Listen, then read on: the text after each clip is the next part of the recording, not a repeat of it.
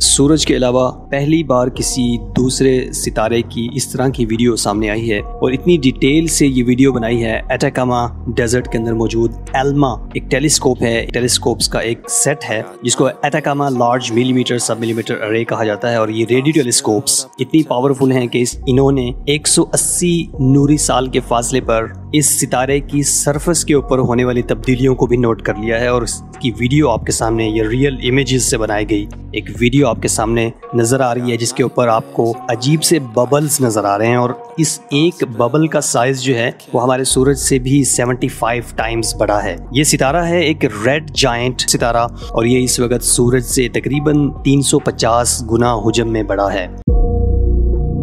ये है सूरज का मुस्तकबिल कि जब सूरज अपने रेड जायंट फेज में पहुंचेगा तो वो भी फूल कर बहुत बड़ा हो चुका होगा।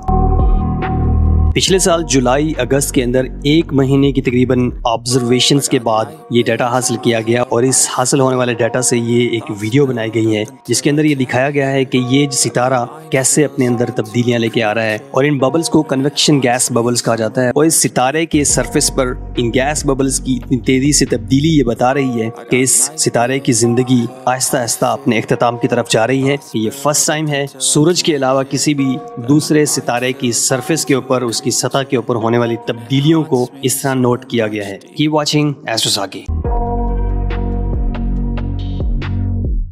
I got nightmares in my head.